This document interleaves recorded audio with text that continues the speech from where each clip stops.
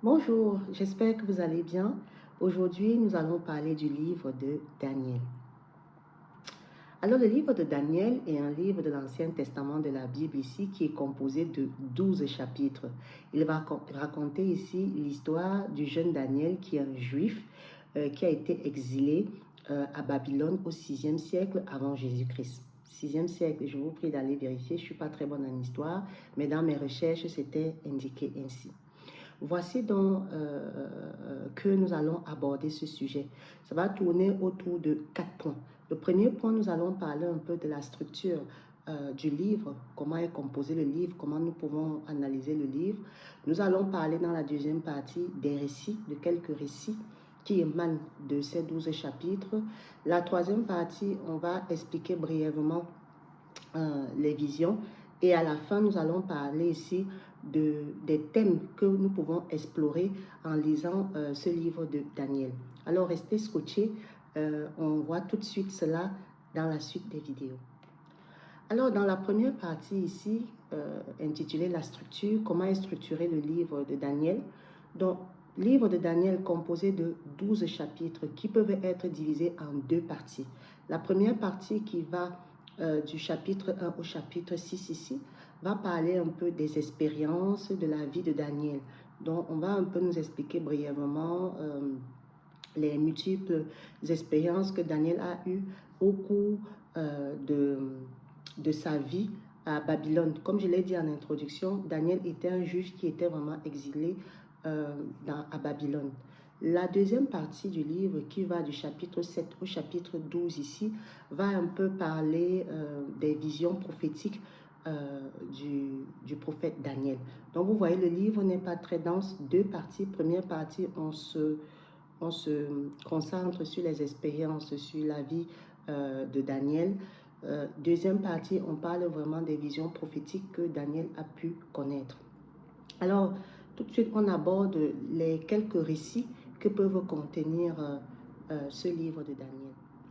En termes de récits, donc, mes bien-aimés ici, les premiers chapitres ici vont présenter ici des récits sur l'histoire et des amis de Daniel. Par exemple, vous allez voir dans les chapitres 1, l'un des premiers récits qui sera marquant, c'est le refus catégorique de Daniel et de ses amis de manger de la nourriture grasse, le refus de boire du vin. Bref, ils vont vraiment refuser de se gaver vraiment en termes de nourriture. Et ensuite, on va voir dans les chapitres 2 ici, on va parler ici, un des récits marquants, ça sera l'interprétation des rêves du roi babylonien. Et on va voir dans le chapitre 3 l'épisode de la statue d'or. Je ne vais pas spolier, je vous invite vraiment à lire ou à nous écouter dans les prochaines vidéos. Et à la fin, dans le chapitre 6 ici, on parle un peu de la délivrance de Daniel dans la fosse au lion. Donc vraiment, vous voyez que le livre de Daniel, vraiment en termes de récit, est très riche et très diversifié. Je vous invite vraiment à vous plonger dans la lecture de ce livre qui n'est vraiment pas dense, comme je l'ai dit, il compte que 12 chapitres.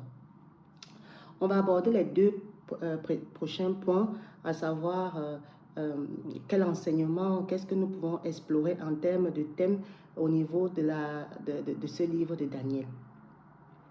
Alors, un des troisièmes points ici que je soulève, c'est les visions prophétiques. Pour pouvoir avoir une idée sur les visions prophétiques qui émanent de la lecture de ce livre, je vous invite à lire les chapitres 7 à 12 qui contiennent vraiment toutes ces visions. Vraiment, comme je vous ai énoncé, le livre peut être divisé en deux. Donc, si vous voulez vraiment avoir la notion des visions prophétiques, il est intéressant d'aller directement au niveau des chapitres 7 et 6. Mais la dernière partie ici, qui reste un point très important pour moi de cette vidéo, qui va porter sur qu'est-ce que les thèmes qu'on peut explorer en lisant ce livre de Daniel. Alors, le livre de Daniel ici va aborder plusieurs thèmes ici qui peuvent revenir dans notre société actuelle. Ça va par exemple aborder le thème ici de la fidélité, de la foi, malgré les moments d'opposition. On voit ici comment Daniel et ses amis refusent catégoriquement d'aller à l'encontre de la volonté de Dieu. Donc ici, ça montre la fidélité que nous devons avoir et que nous devons cultiver tout au long de notre vie. Un autre thème aussi qui est très important ici, c'est la souveraineté de Dieu. Vraiment, si vous êtes vraiment un fervent lecteur de la Bible, vous allez voir vraiment que la foi, euh, que ce soit de David, que ce soit de Job, que ce soit de toutes ces grandes personnes bibliques-là, était vraiment sur le fait que Dieu était souverain. Et cette souveraineté-là se marque ici par le premier commandement de Dieu qui nous dit « Tu aimeras Dieu de tout ton cœur et de tout ton être ». Donc ici, souveraineté de Dieu, c'est-à-dire reconnaître que Dieu est amour, Dieu est tout. Dieu vraiment, c'est le seul que nous devons adorer et lui faire confiance. Et enfin ici, on va voir ici que ça aborde vraiment les notions de prophétie et d'étude des derniers temps. Donc vraiment, le livre de Daniel ici est vraiment très riche en enseignements. Mais surtout pour moi, ce qui m'a particulièrement touché, c'est le terme de fidélité et de souveraineté de Dieu. Vraiment, soyons fidèles à Dieu. En termes donc de conclusion, la vidéo ne va pas être très longue. C'était vraiment une vidéo introductive pour les études que nous allons faire sur Daniel. Le livre de Daniel ici est important pour la compréhension de l'histoire biblique, de la prophétie et de la foi juive chrétienne. Donc, je ne vais pas trop spolier. Je vous invite à suivre les prochaines vidéos où nous allons lire tour à tour les chapitres de ce livre. Après la lecture de Esther qui parlait de jeûne de 3 jours, nous allons aborder ce livre ici pour pouvoir développer le jeûne de 21 jours. Je vous dis à très bientôt. Portez-vous bien et sachez que la vie reste amour. Au revoir.